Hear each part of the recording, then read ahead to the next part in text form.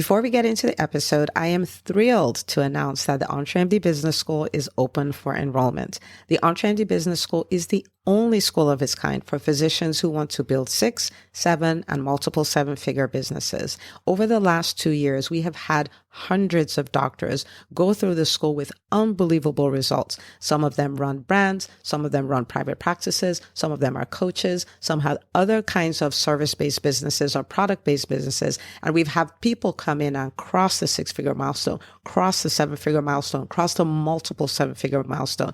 You will be in a place where you'll get the coaching, the community, the accountability that you need to thrive as an entrepreneur, especially in the times that we're in.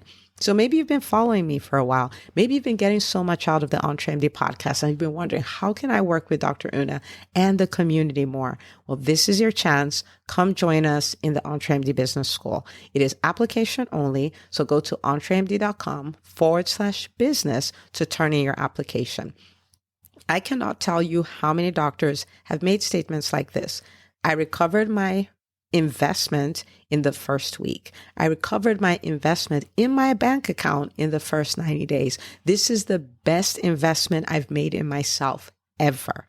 I want you to have that kind of story, not just a story of building a great business that serves a lot and earns a lot, but having a business that gives you the freedom to live life on your terms. So don't wait any longer. entremd.com/business. And now for the episode. Hi, docs. Welcome to the EntreMD podcast, where it's all about helping amazing physicians just like you embrace entrepreneurship so you can have the freedom to live life and practice medicine on your terms. I'm your host, Dr. Una. Well, hello, my friends. Welcome back to another episode of the EntreMD podcast. You know it already, that I am super excited, super pumped to be in your ears. And I really love what we're going to talk about today. For some, it's a little controversial, not for me, and not if you think about it, right? But I think it's something that's really, really misunderstood, especially in the physician community, and that is ethical pricing. So notice I didn't say high ticket, I didn't say low ticket, I didn't say any of that, just ethical pricing. And if you listen to this and you really love it, I also did another episode called Business is Math. And we're going to link to it in the show notes. And you want to go listen to that. Even if you've listened to it before, you want to listen to it again, because not understanding pricing is one of the things that will hurt your business. It will hurt your profitability. It will hurt your ability to stay in business. It will hurt your ability to build a team. It will hurt your ability to actually take time away from the business. It hurts everything. And so it's something that you want to master. It is something you want to be comfortable doing. It is something you want to be comfortable talking about. You want to be proud of it. You want to be confident in it. And so I want us to, do sort of a deep dive into it. And then we'll all be able to do this, to charge ethically for what we do. Okay. So we're going to look at the overarching concept, and then we're going to take care of some myths. That's the way we're going to do this. And if you struggle here, just remember that a lot of entrepreneurs struggle here, and it's really amazing that you have the opportunity to hear this and start working on it and bring changes in your business. This alone can help you meet whatever milestones it is that you've set for your business in this quarter, whatever quarter that is, right? All right, so let's, dig into this. Now, what inspired me to do this is I've had a few conversations with physicians recently, and with what they are charging for their services. So these are mostly coaches, consultants, doctors that are running direct primary care, direct specialty care type of practices. And with what they're charging, I'm like, this business cannot become profitable. And if it did, you'd have to run yourself into the ground to pull that off, right? And so lean in, okay? So the overarching principle here with ethical pricing is that the pricing model must lend itself to profitability, okay? It must lend itself to profitability. And I want you to think about it. What is a business? A business is an entity that serves people, and it gets a thank you note called money, right? You've heard me say that many times. Then a business is an entity that serves people and it does it in a profitable way. Why profitable? Because if you cannot maintain profit, then the business has to go away. Or what I've seen some people do is then they take a job to pay for the bills of the business, which makes zero sense. Then you should just keep your job and shut down the business, right? It's more profitable to do it that way. Okay. So if there's no profit, there really is no business, right? It takes money to serve clients. It takes money to build a team. It takes money to advertise, to get clients on board and all of that stuff. So if there is no profit, there is no business. So if you think about it, if you really, truly want to serve people, then you really, really, really want to build a profitable business because that is the only way you can continue to serve people. Okay.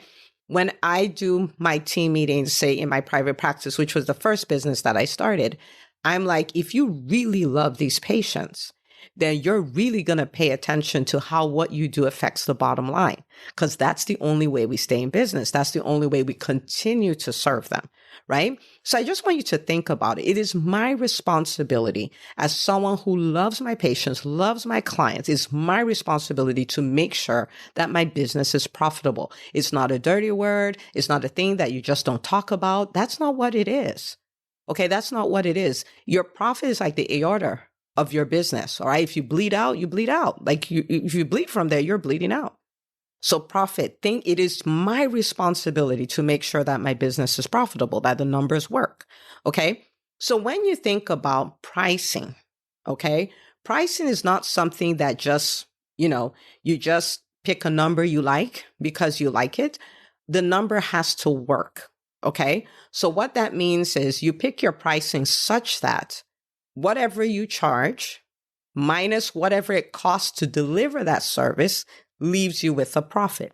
Okay. That's the way you think about it. So whatever I charge, that becomes my income, but it costs me money, whether that's materials, whether that's some subscriptions for some software, whether that's team, right? And all of that costs me stuff to deliver that service. And then I deliver that service or I deliver that product. And when I'm done, I should have some money left over. Okay. Now, of course, when you're first starting out a business, you may start out negative. Many people have started out positive. Many people in the EntreMD Business School have started with profitability from day one. There are ways to do that, right? But you may start off a little negative, and that's okay as long as you're clear, this is what I'm doing to bring myself to this place where we're positive. Okay. Now, because I'm talking to physicians who are the most amazing people in the world and love to help people and love to serve and all of this, I will talk about your expenses also including your salary. Now, in the beginning, you may not pay yourself a salary. When I started my private practice, that was not the first thing that I did. I want to say I didn't pay myself a salary for this first 6 months or something like that. And after that, I started paying a little and then just kept upping it till I was at, what is considered standard in the industry. So you may not start with that, right? But you're not building a business like I'm building this, I can meet my stuff and have a little left over as long as I don't draw a salary. That's not the model you're building because it may seem nice until it's not, because it's not cool to do all of that and not get paid. Okay. All right. So I want you to think about it as including your salary as well. Okay. So your model has to lend to profitability. And so if you say, well, I want to offer this service and, people are going to pay $50 a month for it. The question is, if you had 100 clients doing that, that's $5,000. Okay. How much is it going to cost you to deliver the service? How much is it going to cost you to have a salary? And what is going to be left over? Right. And so if you look at that and you're like, wow, I would have to see 2,000 patients to get what I want. I totally made up that number. Then the question is, do you want to see 2,000 patients? Do you see it's an equation, which is A plus B is equal to C. It's an equation, right? And so something has to give somewhere. The pricing is not just made up. We have to make sure that we're pricing ethically. And what it means is that it's priced in such a way that it lends to profitability. Okay. Now, when you think about that, right? So it must lend to profitability. The other side of it is that ethical pricing means that you are charging less than the value, okay? The value of what you deliver. When I say value, I mean the outcome that you offer, okay? So I want you to think about it. Say somebody came into the EntreMD Business School, okay? And they came in, they're already running a business. Business is doing about, $500,000, $600,000 a year. And they're like, I've been trying to crack the 7-figure code, haven't been able to do it. I really suck at leading a team. I don't even know how to delegate. I'm burning at, my candle at both ends. My family is suffering because of it. And I just don't know what to do. I need somebody to help me, okay? My favorite kind of people, because this is what I do, right? Now, I want you to think about it. Then the person comes into the business school. The person is doing the work and all of that. And they come to the end of maybe 1 year, or they've been in school for a year, or they've been in the school for 15 months, 18 months, whatever. And they come back and they're like, Dr. Una, you won't believe it. And I'm like, of course I'll believe it. Tell me. And they're like, Dr. Una, so I've crossed the 7-figure mark, right? For 7 figures over the last 12 months. And I've built a team. So I did this working less because now I work 4 days a week.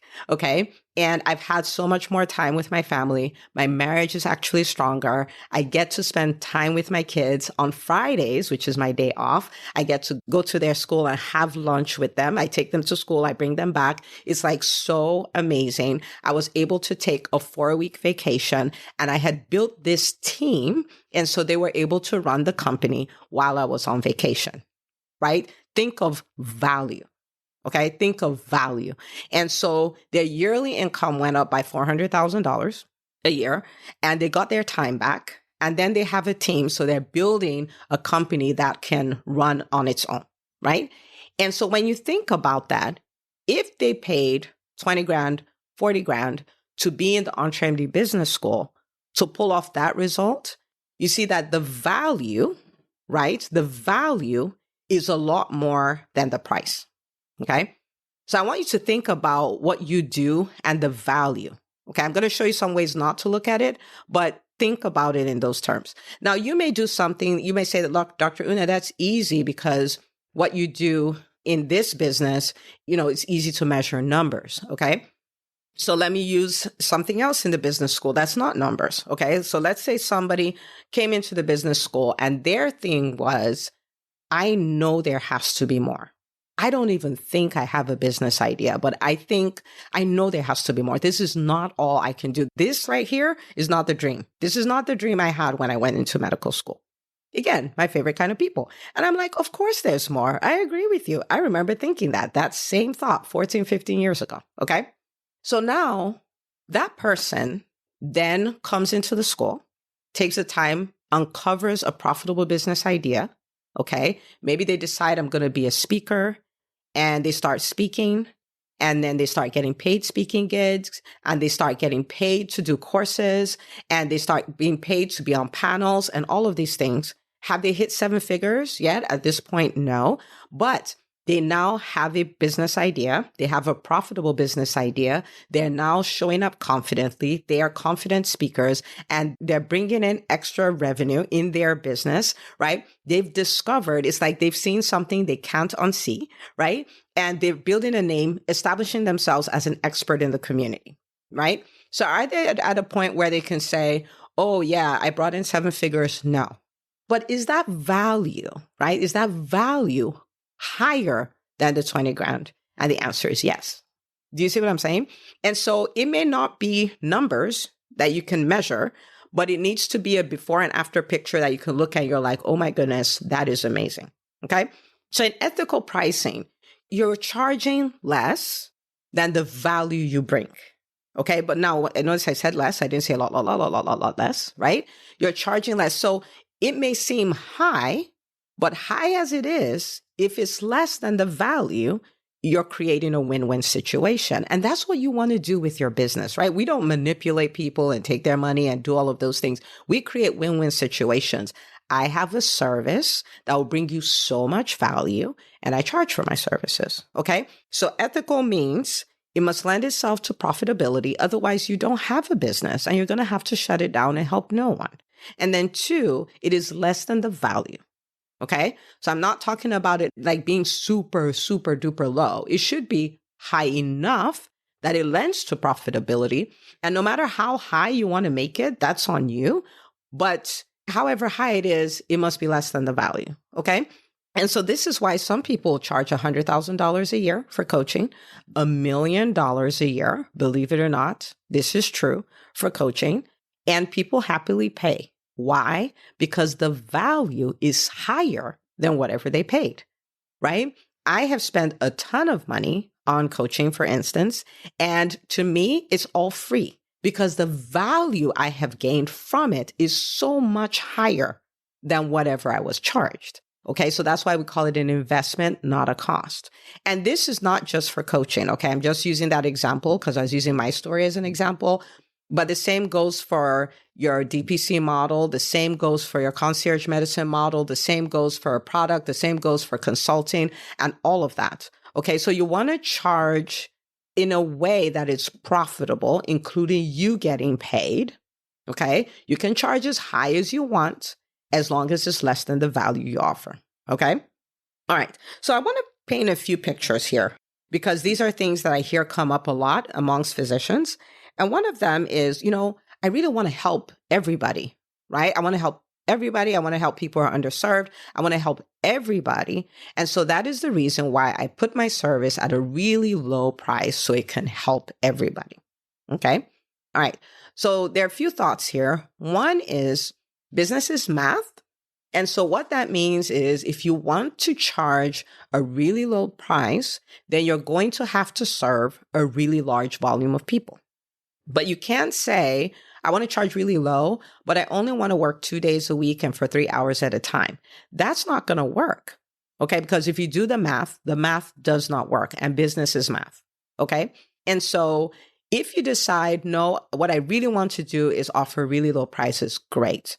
But you're going to have to do large volume in order for that price to be ethical, meaning that it lends itself to profitability. Okay. And if you don't do that, then you're not helping anybody. But your plan was to help everybody, but you're not helping anybody because you had to shut down. Okay. So I want to help everybody. So it's low prices. That's okay. As long as you want to do high volume. If you don't want to do high volume, then you don't really want to charge low prices. And then people are like, no, but I really want to help the underserved. And so this is the way I look at it. Okay. You can have a business or you can have a charity, and they're two different things, and they're both good. They're both great. They both serve people, but they're two different things and they work in two different ways. A charity is about being in a position to raise funds to help people who cannot pay for services themselves. Okay. So they cannot help themselves. You're helping them. Okay. That's a charity. Now, a business is about serving somebody in a profitable way. Okay. So for instance, one of the things that your ideal client must have is the ability to pay for your services. Otherwise, they're not really your ideal client. Do you see what I'm saying? And so they're two different things. They're two completely different things. So there's a nonprofit and there's a profit. They're completely different. And if you want to help everybody, that's great. You can have a business and a charity. You can help people in a profitable way in your business model and then take your profits and fund a charity. But you can't mix the two together. They're two completely different things. There's a business and there's a charity. They're not the same. They are not the same. A nonprofit can function, a charity can function, without making any money and just serving people and not worrying about, the numbers in the sense that they're raising money because they'll have to worry about that, right? But a business does not function that way. So if you have the heart that I really want to help people, then you build a business, you make it really profitable, and then you can take the profits and you can put it in a charity. You can put it in your own charity. You can make your own charity, right? Which is perfect, but you cannot mix the two. They're two completely different things. And I know I've said it. And the reason why I'm saying it is once we get that right, then we can do our business and we can decide, X% of my profits go towards this charity. They're doing exactly what I want to do, XYZ, right? But you cannot mix them. Okay. So I hope you got that because that right there will save you a lot of pain and suffering. For instance, we do a lot of philanthropy through our businesses because I love helping people. Okay. And I'm very clear that my businesses help people. Okay. But my businesses help the people who can afford to pay. All right. And then for the people who cannot afford to pay, we have, the philanthropy angle that takes care of that. But they're two different things. You cannot mix them. Your ideal client is a person who has a problem you solve. They're willing to pay for it. They're able to pay for it. Okay? So the people who cannot, they're not quite your ideal client. It doesn't mean you can't help them, but it's not in that context. Okay? And when I say charity, think of it this way. So maybe you have a private practice and you're like, yeah, but I still want to help people who are underserved. You can decide, and of course, this is dependent on state laws and all these other regulations and stuff, but you can decide that these number of people that I'm going to have on the equivalent of a scholarship, okay, so they can still get this service, even though they can't afford to pay what I charge for it, right? And they can still get that, and you can cap the number. You can decide this is the number that my business will pay for and things like that. There's so many creative ways of doing it, but do not mix the two, okay? A business is a business, a charity is a charity. You can do both, but you cannot combine the two and make them one, okay? Okay. The other thing I hear is like, well, it doesn't take me that much time to do it, so I don't need to charge a lot, okay? And I'm going to challenge that and ask you, how come it doesn't take you a lot of time to do it, right? Like as a pediatrician, I can stand at the door. I haven't even said hi to the parent yet. And I can look at the kid's scalp across the room and say, oh my goodness, that's tinea. That kid has ringworm in his scalp. Like, oh man, this is what we're going to give him as a prescription, all that. I can do that without stepping a foot into the room. But is it because it's that easy? Is it because it's not worth me being paid for?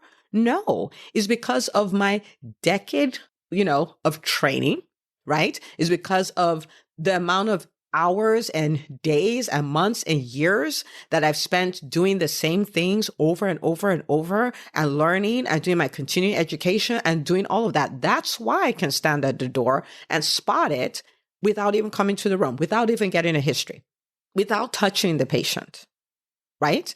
So the fact that you can do something so quickly and so effortlessly does not mean that it's not worth a lot. It doesn't mean it's not worth a lot. Okay. So there is a story, I think it's Brian Tracy that told this story. It wasn't about him, but, about a company that was having a problem in their plant, in their engineering plant. And they tried to fix it. They couldn't. And so they hired this consultant to come in and take a look at it. Okay, so the consultant flies in and then he's walking through the place, with his little notepad and looking at different things and all of that, examining different, the different equipment and all of that. And then when he's done, and the foreman is looking at him like, well, this guy is just ridiculous. He's not doing anything. He's just looking, right? And then he got to one place and he marked an X and he's like, fix that. And then the plants will start running the way it's supposed to run. Okay, so I'm saying this from memory, so don't quote me. But this is the story in essence, it's just not word for word. And then he puts the X. And then a few weeks later, he gets an invoice in the mail. And the invoice was for $10,000. And, the owner of the company is like, I mean, come on, this man just walked around the plant. He didn't do anything. And you just put an X there. Like, I want an itemized invoice. Like this $10,000, what is it for? So they tell the consultant, this is what the boss said and all of that. So he sends a new invoice, right? And he says, walking around the plant and all of that stuff, $1. Knowing where to put the X, $9,999, right? It is the expertise, right? Is the expertise. It's not whether it took you a lot or took you a little or whatever. That's not the point. It's the expertise. And so don't discount yourself because it's something that comes easily to you. You ask yourself, why is this easy? Why is this easy for me? Okay. So that is the next thing. So think about the expertise and the value that it creates, right? Not the time. We don't bill based on time, right? We bill based on value. What are we bringing to the table? What transformation are we bringing? What change are we bringing? Okay. Now, the last scenario I want to talk about is I don't want to charge a lot because I don't want to be perceived as greedy. Okay. I don't want people to think that I'm greedy. Okay. Now, I want to say it this way. There are a lot of holy books, right? And I am a Christian and I study the Bible, okay? And in a book that is full of talk of character of living right, of not being greedy, because greed is a sin, right? There is a verse in the book of Proverbs that says that a good man leaves an inheritance for his children's children. Okay. A good man leaves an inheritance for his children's children. So that means his kids get some. That means his grandkids get some, right? And so when I think about it, I'm like, isn't that fascinating? That the same book that talks about not being greedy also talks about you leaving an inheritance for your children and their children, right? And it makes me go, like, when you talk about greed, okay, so let's talk about greed for a second. If you look at the dictionary definition of greed is an intense and selfish desire for something, especially wealth, power, or food. So an intense desire for something, okay? And that means that if you have a desire, right? Like we desire food, that's not greed, but an intense and selfish desire, that's greed, right? We have a desire to provide for ourselves and provide for our family, and that is not bad, right? An intense and selfish desire that drives you to do crazy things. Well, yes, that's greed, okay? And so for me, when I think about it, I think about, wow, if the intention is for me to leave stuff for my children's children, that's not some excessive greedy thing. That is just a thing that parents do, right? Like I put away stuff for my kids, I put away stuff for my grandkids, and that means it's going to take me some resources to do that. Okay. And so if you think about that, you wanting to make more is not a greedy thing. If you're overtaken by the desire to do that, then that is. But you wanting to be able to provide for yourself, provide for your children, provide for their children, that is not greed. Okay. That's on one side. On the other side, I want you to think about it. Okay. Greed comes in when all you think about is yourself. And that doesn't mean you shouldn't think about yourself at all, but you shouldn't be the only person you think about. And if you start thinking about what problems can I solve for others, you find out that it's actually pretty difficult to make more money than you'll know what to do with, right? Because think about the things that you could do. Think about the people who are not going to college because they have nobody to support them financially. You could do that. Think about, someone like me, human trafficking really hurts my heart. But we're not going to fix that with talk. We're going to fix that with money, right? But how much do you think you can really throw at that? Maybe you had family members who were homeless, or you had a time in your life where things were really tight and you could have been homeless, and you see all these moms and you're like, man, I wish I could build them a safe place, help them get skills and all of that stuff. How much do you think it costs to do that? You're like a pediatrician and you're like, oh my goodness, all these kids who are overweight and all this, they don't have any safe parks. Do you know humans build parks? You could be doing that. And once you start thinking about what problem can I fix, then you realize that there's no place for greed, because you're going to need stuff to make all these changes. And we have one lifetime to do it, right?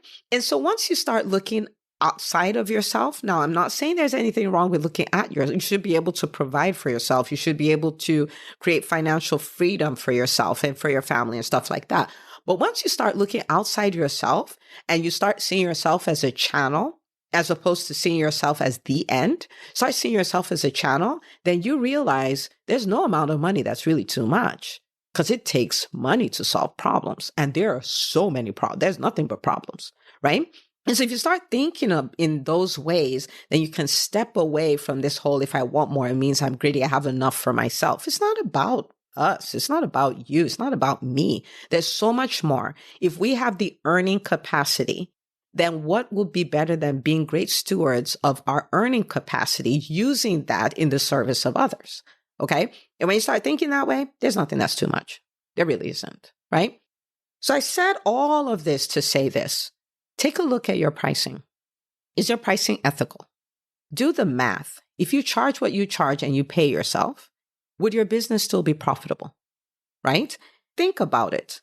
Think about the value that you offer. Have you been discounting yourself because you don't even know the value you offer? Think about the transformation that your business brings in people's lives, right? And so that you can offer what you offer, and confidently and boldly offer it at the price that you offer it at, because you're like, oh my goodness, but if you knew the value, if you knew the return on investment, whether it's a number or not, right? So I want you to think about that. I want you to look at your pricing. If you need to tweak it, then go ahead and tweak it. Go ahead and change it. Go ahead and charge what your services are worth. Okay, notice I did not say what you are worth, because you are priceless. That is not open for discussion, but the value you bring, charge what you're worth. And don't feel bad and think that that means you're greedy. Don't feel bad and say, but it didn't cost me any time, because this is about expertise. Don't think, oh, that means I'm not really helping people. I just want to help people. You are helping people. You are helping people. Okay. So do that exercise. Take this. You can go back, listen to this over again, have your notebook, have your pen, and really workshop it, and then come up with those prices. Okay. And if this is something that is such a struggle for you around money, around pricing, around selling, and all of that stuff, listen, there is a place for physicians to master these things. Okay. Because I'm telling you, we are going to be the people building the most innovative, most profitable, most impactful businesses. Okay. So you might as well jump on the train. Okay. And come join us in the EntreMD Business School. This is what we work on. Okay. We work on this until you get comfortable doing it, get comfortable raising your prices. So many people come into the Facebook group. Oh my goodness, I did it. I was nauseous. I thought I was going to throw up, but it was great. And the people didn't bat an eyelid. They were like, of course, you're totally worth it. See? So if you've been thinking about it and you're like, I just need the help to do this, then come join us. EntreMD.com/business. It is application only. And so you can apply. We'll reach out to you. And of course, if it's a great fit, we'll be happy to welcome you in. Okay. So do this. And I am looking forward to the time when you would be charging ethically for what you do. And because of that, you're in a position to continue to serve people. You're in a position to pay yourself. You're in a position to get a really great team. And so you can create financial freedom and time freedom for yourself. Okay. So do this. I would love to know how this helped you. You can always reach out to me on Facebook, send me a DM at Dr. Unachukwu. Let me know how this helped you. If this was really beneficial, take a screenshot of this and share the most valuable lesson you learned from it on social media. Tag us, #EntreMD, and I'll look forward to shouting you out. Okay. So share this episode and I will see you on the next episode of the EntreMD podcast. Hey, if you love listening to the EntreMD podcast, I want to invite you to join EntreMD On Demand. It is my signature subscription program that gives you access to a library of business courses designed to help you do one thing as a physician entrepreneur, and that is to thrive. Just head out to EntreMD.com/on demand, and I'd love to have you join us. See you on the inside.